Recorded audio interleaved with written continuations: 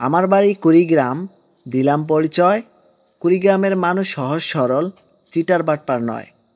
কুড়িগ্রামের চিত্র তুলে ধরার জন্য আজকে এসেছি সুলতানার সরোবরে, যেখানে পাখির চোখে ড্রোন শটের মাধ্যমে পুরো শহরটিকে দেখিয়ে দিচ্ছি আজকে এই ভিডিওর মাধ্যমে।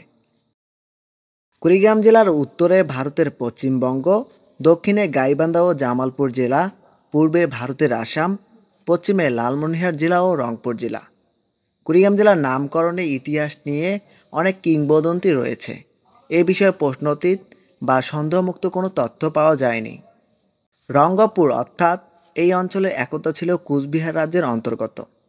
কুচবিহারের বাসিন্দাদের বলা হয় কোচ। এরা তিওর গোষ্ঠী বিশেষ্য, মাছ ধরে বিক্রি করা তাদের পেশা।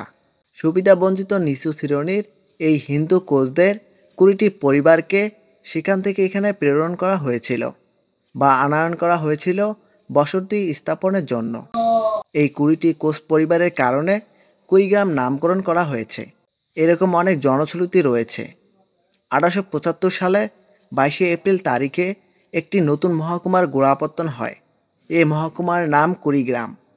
9টি উপজেলা ছাড়াও রয়েছে নাগেশ্বরী উপজেলার কচাকাটা থানা, চিলমারী উপজেলার অষ্টমীচর ইউনিয়নে ডুসমারা থানা রয়েছে। সংসদীয় এলাকা রয়েছে 4টি।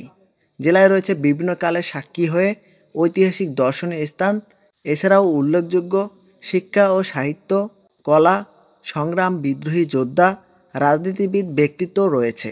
সড়কপথে ঢাকা হতে কুড়িগ্রামের দূরত্ব 380 কিলোমিটার এবং রেলপথে ঢাকা হতে কুড়িগ্রাম রেল স্টেশনের দূরত্ব 585 কিলোমিটার। জেলা সদরটি বিভাগীয় শহর রংপুর হতে 50 কিলোমিটার দূরে অবস্থিত। কুড়িগ্রাম জেলার কোনো বিমানবন্দর না থাকায় এখানে সরাসরি আকাশপথে আসা যায় না। কুড়িগ্রামের কোনো বিমানবন্দর না থাকায় এখানে সরাসরি আকাশপথে আসা যায় না। ঢাকা থেকে সৈয়দপুর এসে সেখান থেকে সড়কপথে কুড়িগ্রামে আসা যায়। অপ্রচলিত মাধ্যম হিসাবে নৌপথ ব্যবহৃত হয়ে থাকে, তবে কেবলমাত্র স্থানীয় পর্যায় ছাড়া অন্য কোনো এলাকার সাথে কিংবা ঢাকা থেকে বা অন্য বড় শহর হতে সরাসরি কোনো নৌযান চলাচল করে না। কুড়িগ্রামে রয়েছে বিভিন্ন দর্শনীয় স্থান, সেই সাথে রয়েছে মুখরোচক খাবার। শীতল ভর্তা এখানকার জনপ্রিয় খাবার, যা কয়েক ধরনের শুটকির সঙ্গে নানা ধরনের মশলা মিশিয়ে বেটে তৈরি করা হয়।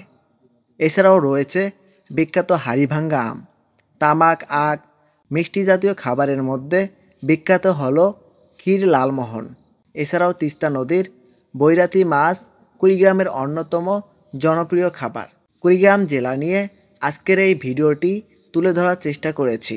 ভিডিওটি কেমন হয়েছে অবশ্যই কমেন্ট বক্সের মাধ্যমে জানিয়ে দিবেন। সকলে ভালো থাকবেন, সুস্থ থাকবেন। আল্লাহ হাফেজ।